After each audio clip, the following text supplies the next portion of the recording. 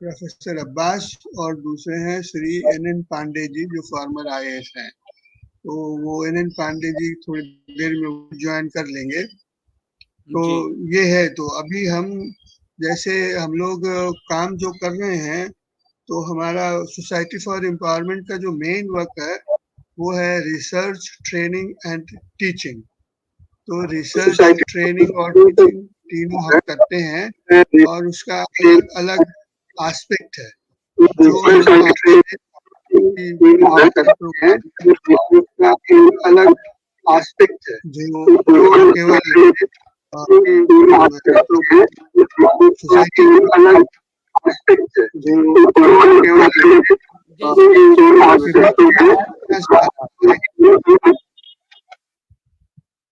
हाँ, बंद हो गया। तो ये जो इस तरह से जो आएगा, मतलब कोई अलग से जो प्रोग्राम होगा जिसमें सोसाइटी के बारे में हम चर्चा करेंगे, तो उस समय आपको डिटेल पूरा देंगे, सोसाइटी का अपडेट करेंगे। लेकिन अभी आपको ब्रीफ में बता देते हैं कि जनरली हम लोग इंग्लिश में करते हैं। आप ये प्रोग्राम को भी conduct this program in English because the program is international. So there, if you go by the Hindi, then some people will have some more questions. So our program will be in English. The Society for Empowerment is mainly working in three segments. One is research, the second one is training, the third one is education, courses. So in this webinar comes under a separate group. So this is 69th webinar of this year, and in which we are discussing youth development, uh, positive youth development. There are so many programs for youth development, but there are certain programs which are required for the positive development of the youth. I have an opportunity to organize international conference in different countries on the issue of youth. So the first program, which first international conference which I organized, it was in youth and development policy. It was organized in USA. The second program was youth and world peace. It was again organized in Virginia. And the third program was youth, migration and education policy. So these are the three programs which Society for Empowerment organized in other countries, in abroad. Now our most popular program is Gandhi and Happiness, Gandhi and disaster management, Gandhi and conflict management. These courses are very popular in abroad, in other countries, especially Gandhi and Happiness, because there are certain several institutions, academic institutions in USA, UK, Canada, who are regular, from where we are getting regular requests for these three courses that we are doing there in those countries. In India, what we are doing is training for women. So the training for women is in rural India, and but we have also expanded it to urban India and tribal India. So when we talk about the youth, we are talking holistic, from holistic approach, whether the, and we will talk in all the three categories: the rural India, tribal India, and urban India. How the youths are living in three settings in India and in abroad. So this will be, then it will be a global discussion on youth and policy and programs. So this is the brief things which I wanted to share with you for today's program, today's international uh, discussion, uh, round table discussion, because Now, I would also like to tell you that the society has also occasions to organize three international conferences in 2024. In 2024, we also organized three international conferences. One was that is and from affiliated to International Union of Anthropological and Ethnological Sciences. The second one was from the ICSSR. The third was from Gandhi Smriti and Darshan. So all those three we did. Now for today's program, first of all, I would like to request you to make your presentation. What is your view? What is your opinion? What you want to suggest on this aspect? Yeah, and I once again I would like to request you that this is international program on which is being telecasted in global perspective, and also it is our programs are viewed by the government, so we have to be a little careful in using idioms so that there may not be any confusion, and there should be clarity because youth are also listening you. The second thing is that after the presentation of the international roundtable conference, the participants, those who are participants, participating in our program through television or through other channels, they may have some questions. So at the end of the program, the questions may also be raised if they are there. So we should be ready for answering the questions also. And then after that, the program will end. So this is the brief how we will be proceeding today. And Society for Empowerment is also thankful to YouTube and others such channels which are telecasting us and which are connecting us to our viewers, to our regular viewers. So now with these backgrounds, I request Professor Abbas to make his presentation.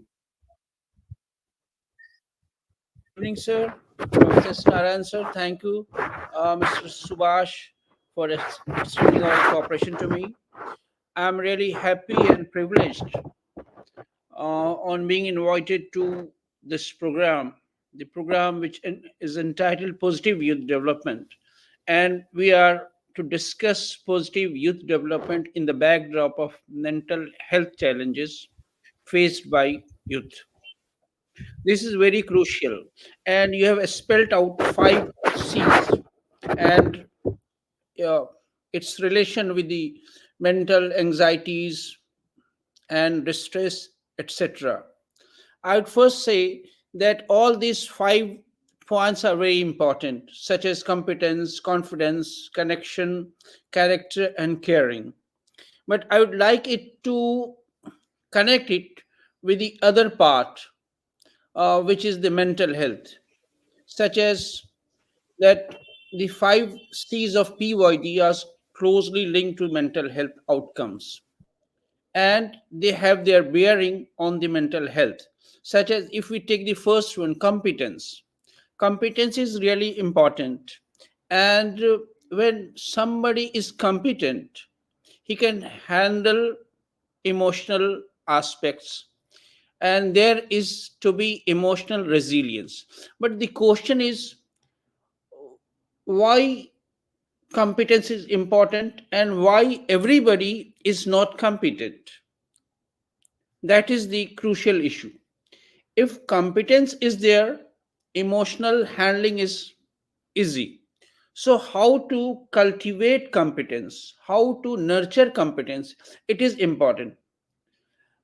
It does mean that when you are to be competent, you are to have a long history of hard work. When you keep on working, you can gain competence. There could be trial and error. When you practice hard, you can gain competence. And for this, you need a dedicated, disciplined approach. Discipline is important. So I can say competence is to be achieved through hard work, through practice, through a rigorous practice, rather to say. And what are the outcomes? When young people develop skills and competencies, they cultivate resilience and they learn to face challenges rather than shying away, uh, rather than what to say, putting themselves behind a curtain.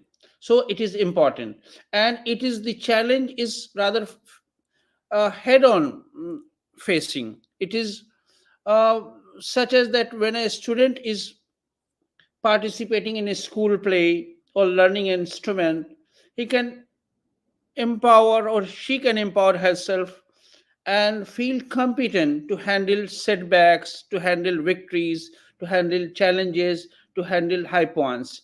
And in such a scenario, there could be a skills to overcome difficulties. And on feeling competent, a powerful antidote to the feeling of despair and anxiety is also created. So, you have rightly pointed out, I mean, the society that the five C's are to be seen in the context of the mental health.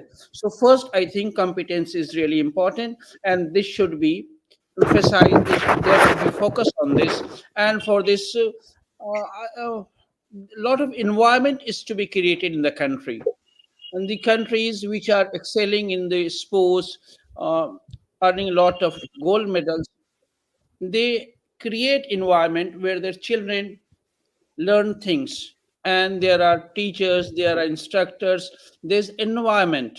So for competence, I think we have to work hard, and it is not only an individual work, it is the societal and national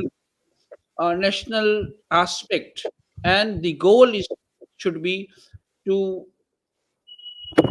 make a student feel competent. This is important. So first thing I would say that competence and emotional resilience go hand in hand. The other C, the confidence, I see confidence as a shield. When confidence is like a bridge that allows young people to traverse turbulent water of adolescence. When people are confident, they believe in themselves. They are less likely to succumb to a negative self talk and despair. For example, a student who feels confident in their ability is more likely to speak up in class or seek help when feeling low or overwhelmed rather than retreating into silence. So, confidence is really important. And I think when you feel competent, you also feel confident. So, confidence is linked to the first one, and confidence is a sort of habit also. When you expose yourself, you get more confidence. When you hide yourself, you are putting a sort of minus on your confident part. So, I think exposure is important, and the role of schools and colleges and the institutions are important. Society for empowerment is really a good platform where these exposures could be organized for the students, for the youth, and this could give students opportunity to express themselves, to learn to learn public speaking, to develop confidence building measures. So I think that role of the society is important, role of the government is important, role of the academic institutions are important. And maybe when you have invited me, you are giving me a confidence to speak up. So this should be tried, this should be done with the youth, also with the youth as well. The third is connection. When connection, uh, as a word, is very inert, but what we are implying over here is the society, which is the environment, which is important. So I connect it with the community, connection and community. And connection means it is giving you a sense of belongingness. We are, after all, a gregarious, vivacious society. We were not living alone in the past, but the age of social media is changing things. We should be careful. We should see that we are reverting back to our past. We are reverting back to the environment where we are caring each other, we are getting connected with each other. And I should say, I should remind our viewers of the researches that show that youth with strong social ties are more resilient in face of adversity. A supporting and a caring teacher can make all the difference during tough times, helping to combat feeling of isolation.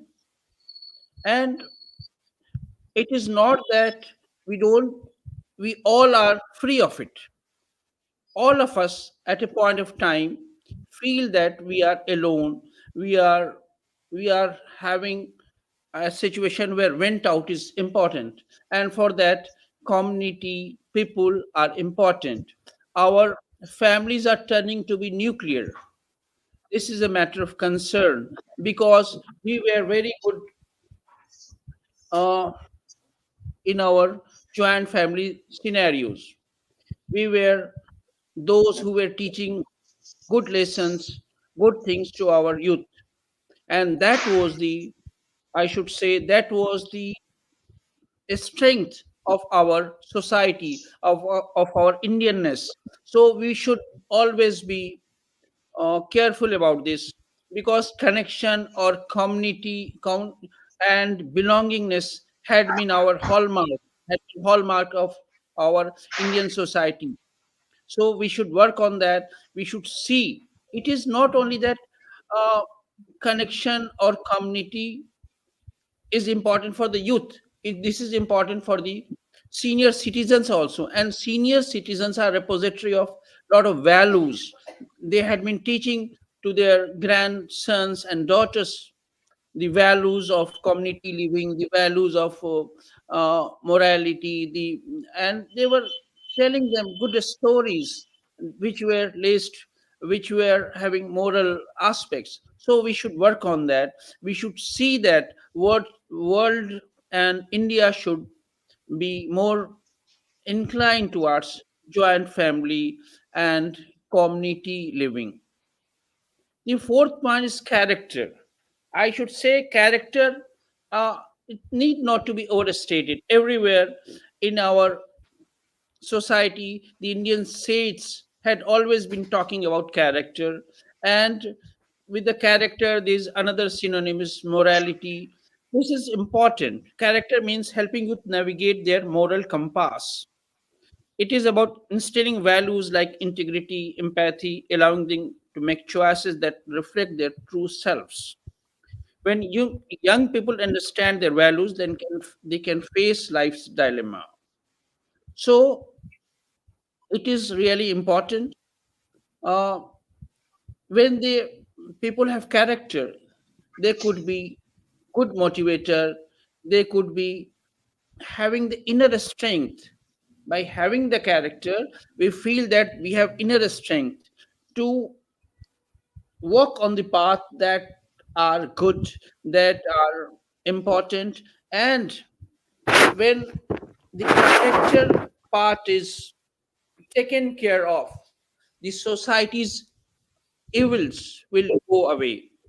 We are having the issue of corruption, we are having the issue of nepotism, casteism, uh, interreligious conflicts. With a good character building, these all things may go away. I should say that um, we should follow our uh, saints on this aspect, saints, the true saints who were our uh, who were showing our path in the past. So character, with the character, a purpose comes, and when the purpose comes, we feel confident, we feel better, and we feel that despite all odds, everything could be every could thing could be overcome. We could overcome things. We feel that we are very powerful. So this is very important. And the last one that you put, caring. Caring is rather a relate aspect of humanity. When caring is there, sharing is already there.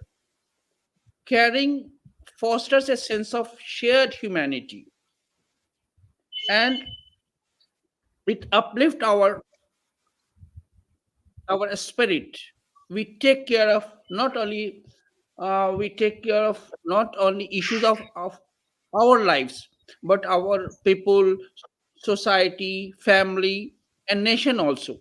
So when care is there, shared humanity is benefited, and supportive community alleviating feeling of loneliness and despair do take place. So I think that these five C's are important in the backdrop of mental health. I think that how to make it more effective. I have a few things to say that when we have a character building, it means that we will have to have the stories, the stories. We'll have to have the role models, and we should follow them. I have a few points also. When we say competence is needed, it means that there's to be empowerment through skills, and empowerment is very much needed. Uh, the other aspect is that the negative feelings that lead our people to drug abuse, to substance abuse, that is to be tackled. Government of India, state governments, societies are doing it, but more and more societies are to come forward in this field. Competence and confidence may also be created by creativity and uh, inculcating different hobbies. We have seen that students are now encouraged for clay modeling, drawing. These activities are important, and this every youth should be exposed to these things. I think that when we say that character is to be there, caring is to be there, I think family has a great role. There should be gender sensitization at home, and gender sensitization at home means there should be role swapping to break the stereotypes, such as boys should also encourage to do some household chores, support their mothers, so that they could be respectful towards their mother, sisters, and the female outside their families. So this is what I see, and at the same time, I think that adolescent health is important, and adolescent health should be taken care of. Family and discipline. Should I continue or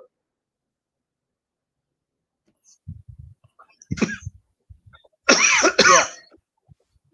I have a few more points. There is a state national policy on youth also. These national policy on youth is also talking on these issues. Maybe we'd be talking about this at some point of time, but I think that law and order is also important. Our commitment to secularism is also important, because when there's law and order in the society, youth feel that they have equal opportunity. And this is very important. If when they feel that they have equal opportunity, nobody is above the law, they feel that they can only excel through competence, through hard work, and nothing is going to replace their hard work. Nothing is going to be I mean nothing is going to suppress their merit. So I think that law and order is also important. Adherence to norm, strict adherence to norm is also important.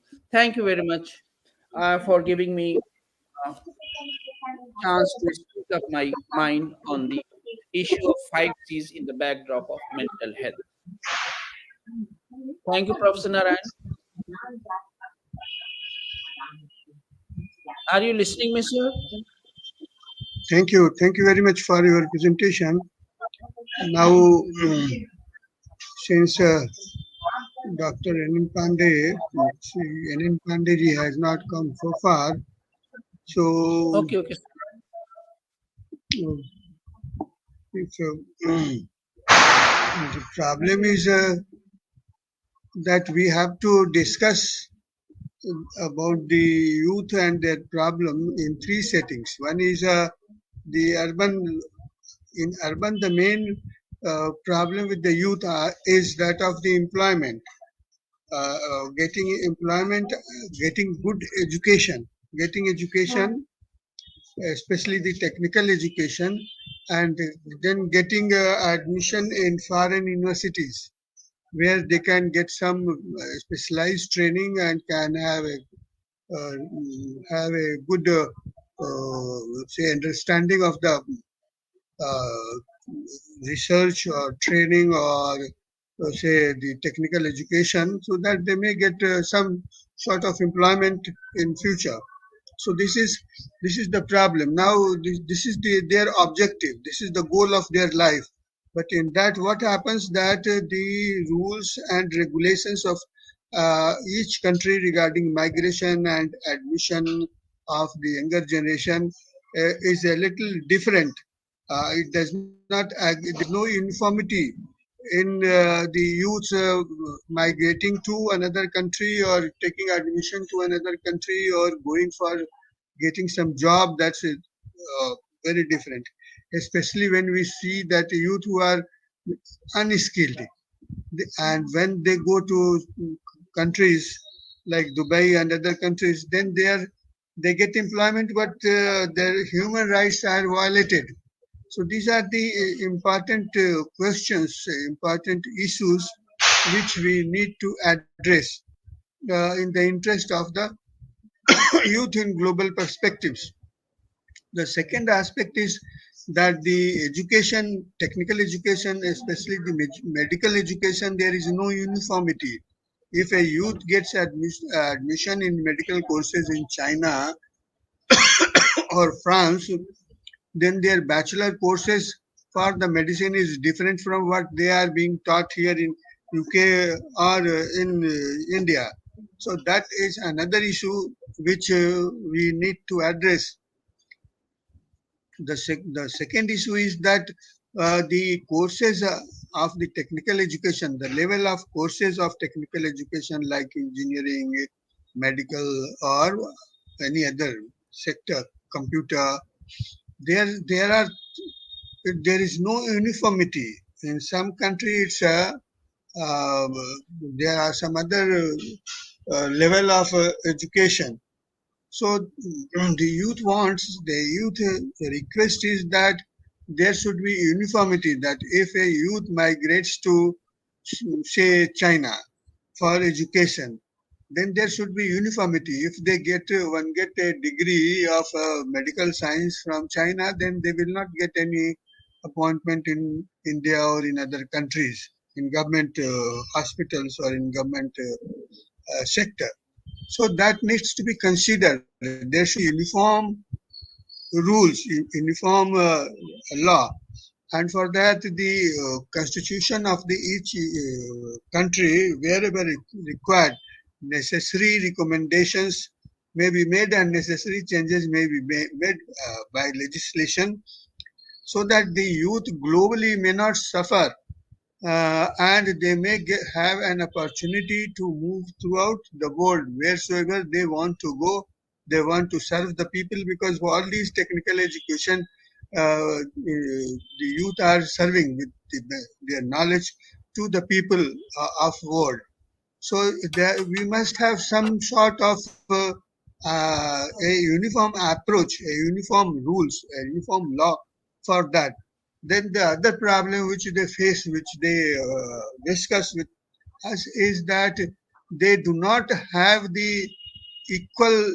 There is no equality in the fee system of the different courses in different countries. That also need to be addressed, because the poor fellow who are very bright but are from the poor countries, or from developing countries, then they feel themselves unable.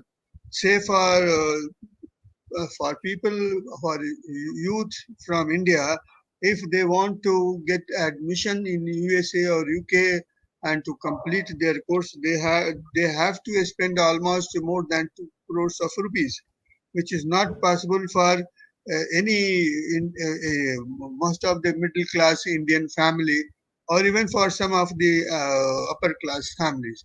So this is the question with the students of youths of China also. This is also with the youth of the other countries. So this also needs to be addressed.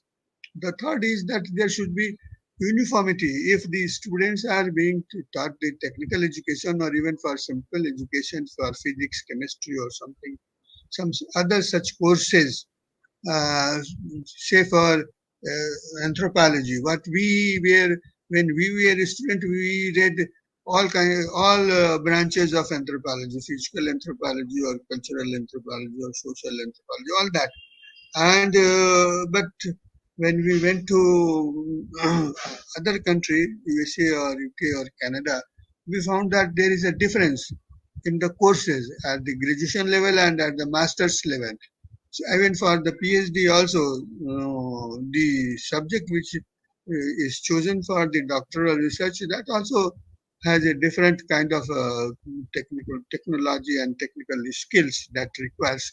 So if there is no uniformity, how we can youth globally can expect their movement, and if they want to migrate, if they want to settle, then there should be some incentive should be given to them, because they are the best mind of the world.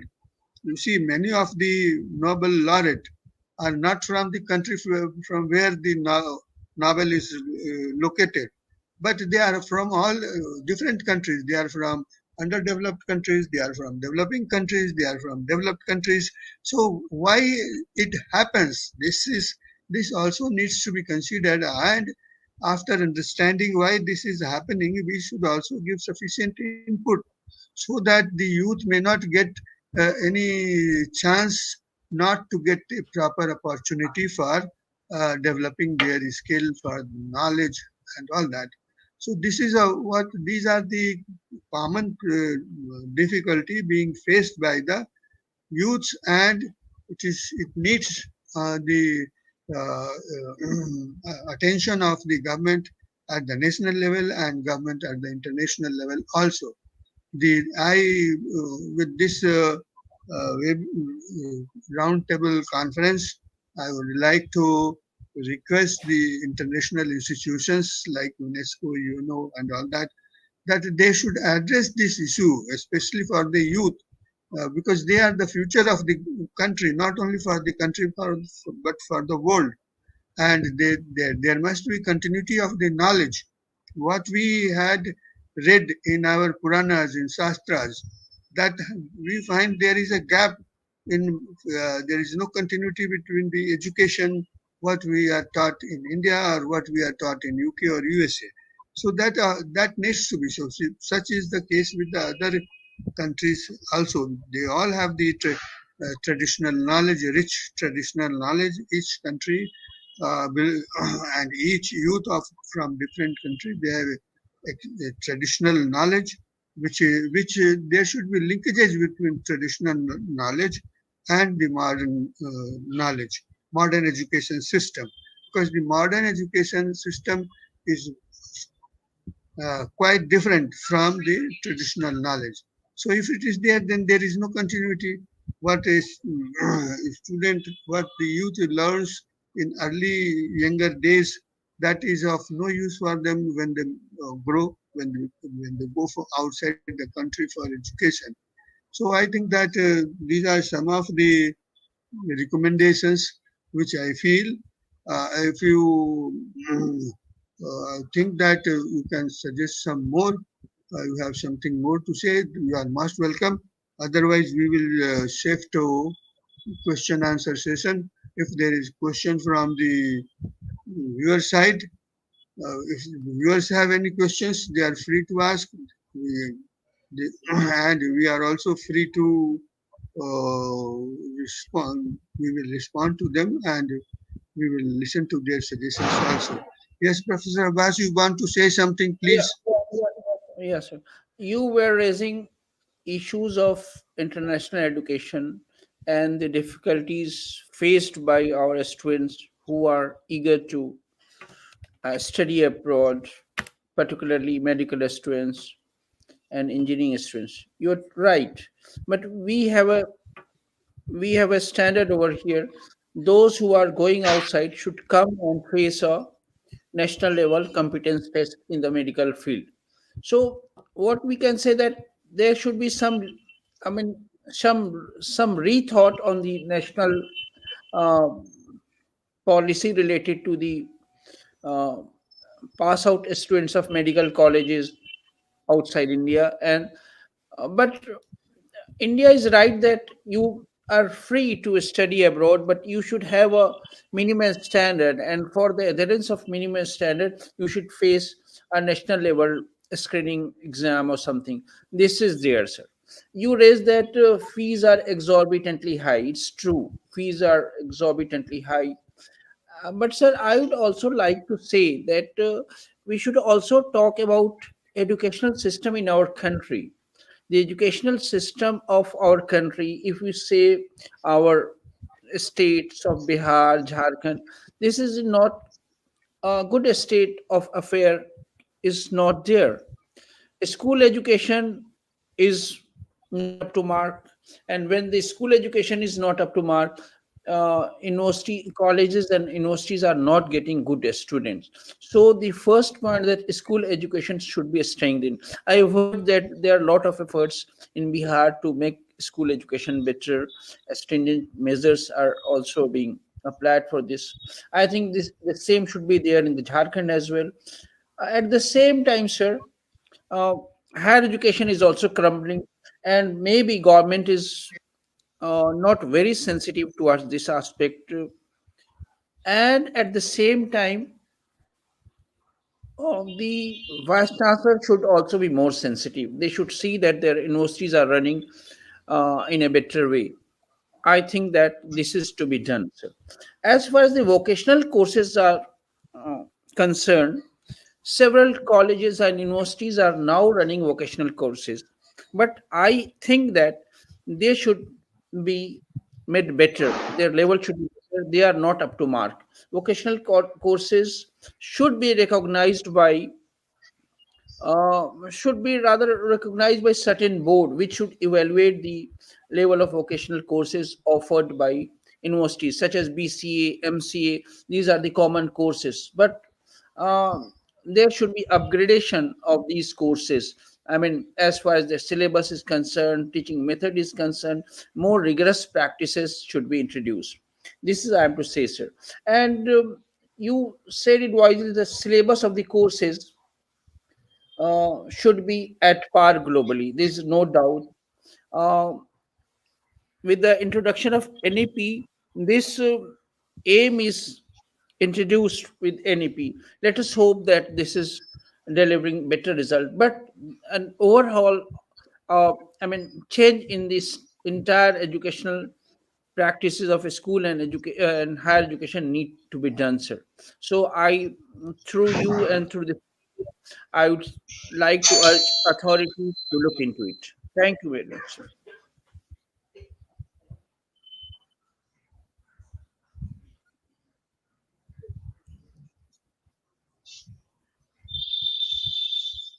Okay. I put my point, sir. And we didn't talk about Okay. rural youth, sir. We didn't talk about rural youth. Yes, you can talk about, no problem. I mean, no, you were saying that we should be talking about rural youth also. And the same thing is that when we have better educational system, if they have access to better education, rural youth could also be good graduate, good matriculate, and we need good matriculate and good graduate so that they could feel confident and competent to chart out their own lives, their own career. Okay. आवाज Thank you, बढ़ेगा sir. इसमें.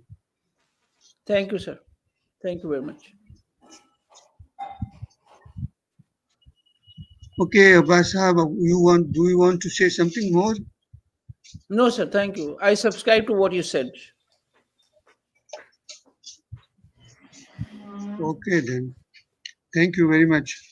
Now, is any question from the viewers? Is there any question from the viewers? No, sir, no questions today. Okay. Team SSC. There is no question. So today there is no question. Okay, sir, thank you. We should resume the talk in the days to come again. Thank you very much, sir, for initiating a talk of such a vital issue. I should thank you and for